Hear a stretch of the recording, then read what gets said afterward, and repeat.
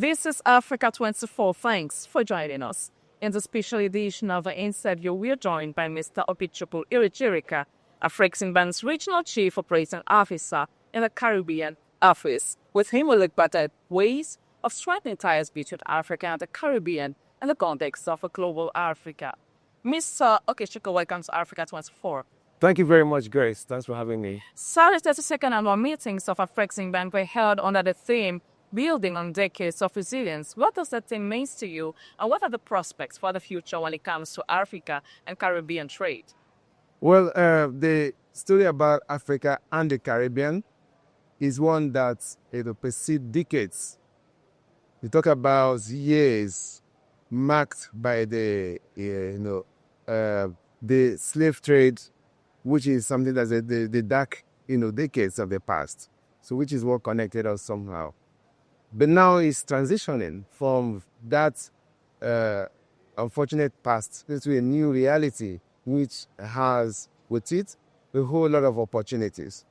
And that's what we're trying to explore, because the need to connect with people with whom we are culturally and historically tied to is for us something that's significantly important, which is why Afreximbank thinks about it as something that should take a priority space. And what has happened over time is this is an area that's been overlooked by those who are responsible for making decisions. But as important as it is, nobody has taken time to devote time to it.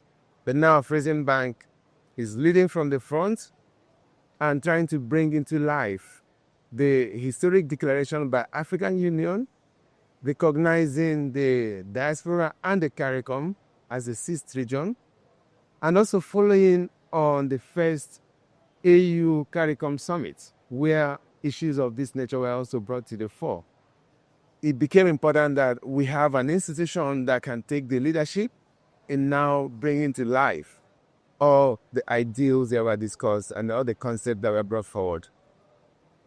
In 2022, the International Trade Center ICT published a report identifying about 1 billion in export potential between Africa and the Caribbean, indicating that export to the Caribbean coming from Africa could reach 54% by 2026.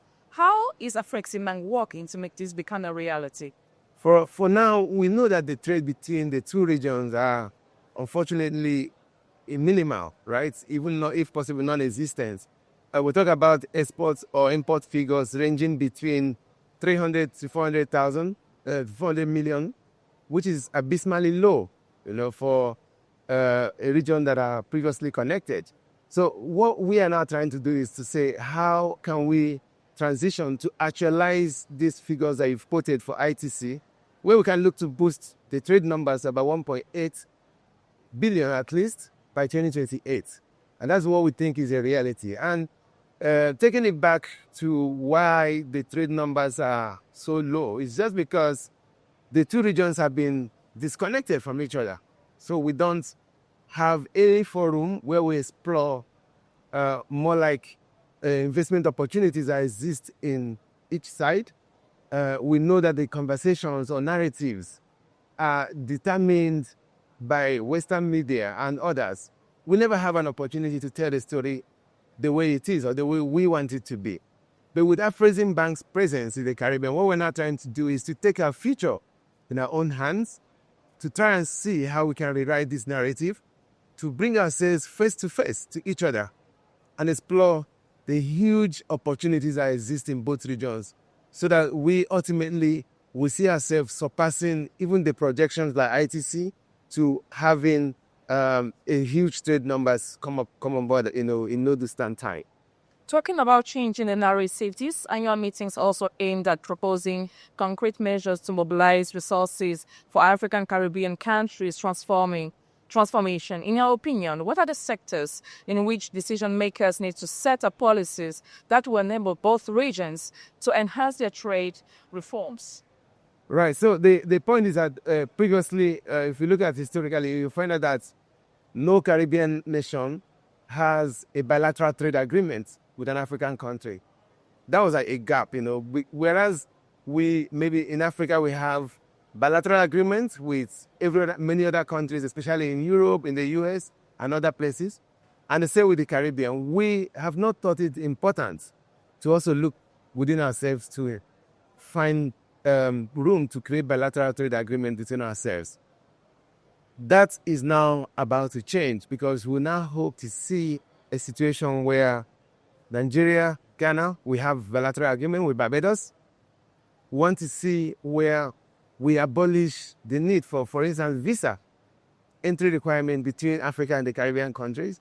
And these are going to be prelude to us now reconnecting fully between ourselves. We want to see a situation where we can bring to the fore the endemic problem of connectivity, where currently, of course, if you need to go to the Caribbean, you have to transit through Europe, through the UK, to the US. We want to be able to shorten that journey. If you look at from the tip of Senegal to the nearest shore, which is around Barbados, about 8 hours, we'll be able to get there.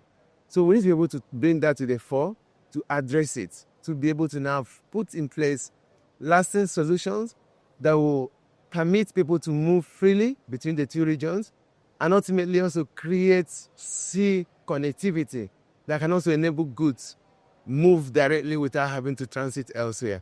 Because these are going to be ways to boost the much needed trade relationship, boost the much needed tourism connectivity between ourselves, and also see to a more enhanced Africa-Caribbean relationship. The idea of the African Caribbean Trade and Investment Forum was established as a key strategic activity to institutionalize cooperation between the private sector of both regions. What major advances have been made since then, and what are the prospects for the next 10 years? So what we see now is that the Afro-Caribbean Trade and Investment Forum Active is no longer just an event. It is now transitioning into a marketplace where ideas are exchanged, where connections are birthed, and where relationships are built. So for the past 3 editions, what we've seen is record attendance, ranging from 1,000, 1,500 from the first edition to the high of about 4,000, almost 4,000 in the Bahamas when we had this event alongside our annual meetings last year. So that's progress. And what we see as well is reawakening, because people are now beginning to realize that we're actually brothers and sisters between us. That we actually, bedeviled by the same kind of problems, including, we're struggling with lack of infrastructures, we're struggling with problems with payments and so on. We have similar problems. And it makes sense that when we put heads together, we'll be able to find that solution, which we use to address that. So the Active has now been a platform that has portrayed that connectivity. We have recorded over almost $7 billion in terms of deals announced, in terms of executions, MOUs, and connections that has been established. So that's an eloquent testimony to say there are indeed opportunities that can exist between these two regions. And what is more is that they can only get better. So the next edition, which is the 4th edition, taking place in St. George's, Grenada, between 28th to 29th of July, promises to be even bigger. Because, as usual, we will have a charter flight come from Africa, bring people to the Caribbean. And because of the awareness created from the previous edition, we will now see a lot of interest from the Caribbean business people who will also be there. From the Caribbean policymakers who will also be there. From the Caribbean government officials, everybody will be there. It brings together all the stakeholders that once we even identify a problem, we can say we'll discuss the solutions right there and how to implement it if it comes from leader. Thank you very much for answering our questions. Ladies and gents, here comes the end of this program. Thank you for watching. Stay tuned for more on Africa24TV.com and on the app by Africa24.